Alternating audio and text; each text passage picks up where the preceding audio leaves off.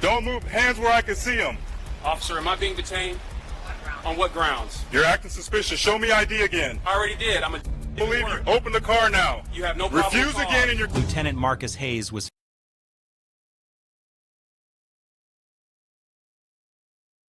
chest, at the name tape that said Hayes, at the rank insignia that clearly showed was a commissioned officer. Colton should have apologized. He should have realized this was an unformed military officer fueling a government vehicle at a gas station. There was no crime, no violation, no reasonable suspicion of anything. Instead, Colton said, "This vehicle was reported stolen." Hayes felt his stomach drop. Reported stolen? This is a government vehicle. The plates are registered to the Department of Defense. I have authorization to operate it. There must be some mistake. Turn around and put your hands behind your back. Officer, I think there's been a serious misunderstanding.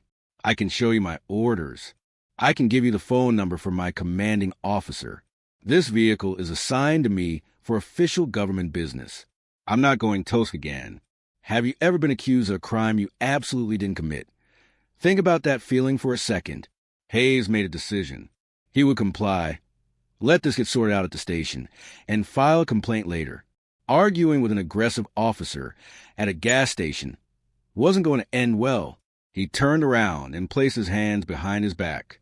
The handcuffs clicked around his wrists, metal against skin, tight enough to restrict circulation. Hayes had been in combat zones. He had been shot at. He had seen people die. But standing in handcuffs at a gas station in Virginia while wearing his dress uniform felt more humiliating than anything he had experienced in 19 years of military service. Other customers were watching now. Some had their phones out. One woman was recording from her car about 20 feet away. A man pumping gas on the other side of the station had stopped mid-pump to stare.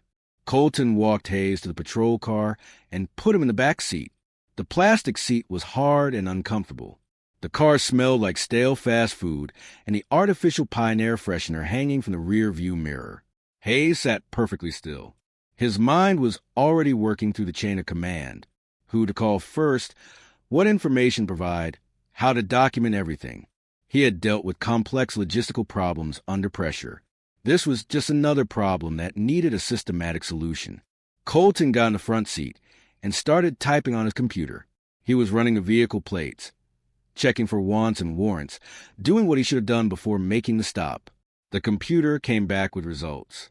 The vehicle was registered to the Department of Defense.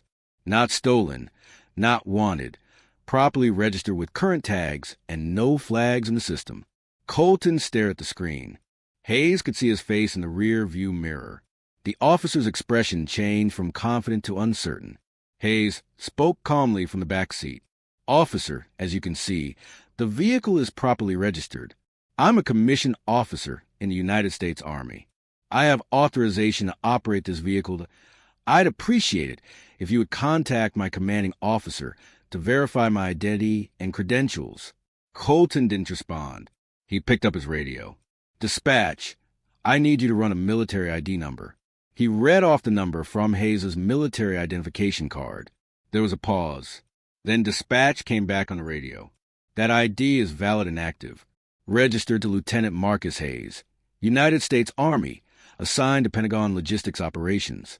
Is there a problem?" Colton's face went pale. "The problem? Disregard." He sat there for a long moment. Hayes watched him in the mirror. The officer was realizing what he had done. He had handcuffed a Pentagon official in full uniform for absolutely no reason. What happened next would determine whether this was just an embarrassing mistake or something much worse. Colton made his choice. Instead of admitting the error, instead of apologizing and releasing Hayes immediately, instead of calling a supervisor, he decided to double down. He got out of the patrol car, opened the back door, and pulled Hayes out. "You're under arrest for resisting an officer and providing false information." Hayes couldn't believe what he was hearing. "False information? My credentials are valid. Your own dispatch just confirmed it. What false information did it provide? You claimed this vehicle was assigned to you. I have reason to believe that's not true. Your computer just showed as a Department of Defense vehicle. I'm a Department of Defense employee. I have my military ID, Myers, everything you need to verify my authority. Colton grabbed Hayes by the arm and started walking him toward the patrol car again. That's when the woman who had been recording from her car got out and approached them. "Excuse me, officer. I've been recording this entire interaction. This man has been cooperative. He showed you his credentials. Why are you arresting him?" "Ma'am, step back or you'll be arrested for interfering. I'm standing on public property, recording a public official. Hey, that's my First Amendment right." Colton ignored her and put Hayes back in the patrol car. He slammed the door and drove away from the gas station. The woman was still recording. She had captured everything. The drive to the police station took 12 minutes. Colton didn't say a word. Hayes didn't either. But Hayes was thinking about something Colton hadn't considered. Every military officer has an emergency contact protocol. If Hayes didn't check in within a certain time frame, if he missed a scheduled meeting, if he failed to respond to communications, the Pentagon would start looking for him, and they were very good at finding people. The booking process at the Riverside Police Department started at 3:47 p.m. Hayes was photographed. He wasn't running. He wasn't resisting. He wasn't breaking the law. Yet one stop would expose a mistake, so big it would shake the entire system. Lieutenant Marcus Hayes was inside his government vehicle at a Virginia gas station when Officer Derek Colton pulled in behind him, his patrol lights already flashing. Hayes wasn't speeding. He wasn't breaking any laws. He was a decorated Pentagon official, standing in full military uniform, holding a valid Department of Defense identification card, about to become the victim of one of the most catastrophic cases of racial profiling in recent law enforcement history. What Officer Colton didn't know was that every second of what followed was being recorded by 3 different cameras.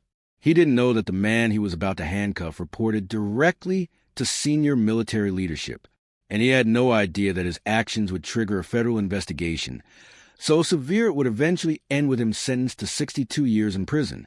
This wasn't just another traffic stop gone wrong.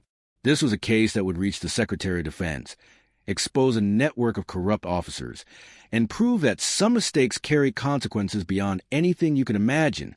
Lieutenant Marcus Hayes was 41 years old. He had served in the United States Army for 19 years, 2 tours in Afghanistan, 1 in Iraq, earning the Bronze Star, Purple Heart, and Combat Action Badge. He had risen through the ranks to become a logistics coordinator at the Pentagon, managing supply chain operations for military installations across 3 continents. He worked directly with generals.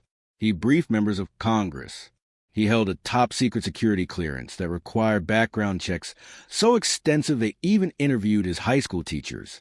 On this particular Tuesday afternoon in March, Hayes was driving from the Pentagon to a military contractor facility in Alexandria, Virginia. He was operating a standard government vehicle, a navy blue Ford sedan with Department of Defense plates clearly visible. He was wearing his Army service uniform, the formal dress uniform with rank insignia, ribbons, and name tape properly displayed. You couldn't look at him and not know he was military. He pulled into a gas station off Route 1. Nothing about it was unusual. He had stopped there dozens of times before. He swiped his government fuel card, started pumping gas, and checked his phone for the address of his next meeting. That's when Officer Derek Colton of the Alexandria Police Department pulled into the gas station behind him. Colton was driving a marked patrol car. His emergency lights came on immediately, aimed directly at Hayes' vehicle. Hayes looked up from his phone as his training kicked in instantly, assessed the situation, identified the threat level, determined the appropriate response. He saw the officer approaching with his hand near his weapon. Hayes placed his phone in his pocket and kept his hands visible. Officer Derek Colton was 34 years old, with 8 years in the Alexandria Police Department. His disciplinary file included 2 written warnings for excessive force and 1 suspension for falsifying a police report. Despite this record, he was still on active duty, still wearing a badge, still carrying a gun, still making traffic stops. Colton approached with aggressive body language. Weight forward, shoulders tight, jaw clenched. You need to step away from a vehicle. Hayes kept his voice calm and professional. Officer, I'm Lieutenant Marcus Hayes with the United States Army. I'm fueling a government vehicle. Is there a problem? I said, step away from the vehicle. Can you tell me what this is about? Colton's hand moved closer to his weapon. Don't make me repeat myself. Hayes reassessed the situation. Complying seemed like the safest option, even though nothing about it made sense. He stepped away from the gas pump, hands still visible. His military training had taught him to remain calm under pressure, to follow orders even when they seemed irrational, and to control his emotions in dangerous situations. I need to see some identification, Colton said. Of course, Hayes replied. I'm reaching for my military ID and my driver's license. They're in my right front pocket. He slowly pulled out his wallet and handed over both cards. His military ID displayed his photograph, rank, and Department of Defense identification number. His driver's license showed the same name and the same face. Colton looked at the IDs for about 5 seconds. Then he looked at Hayes's uniform. The ribbons on his chest, the name tape that read Hayes,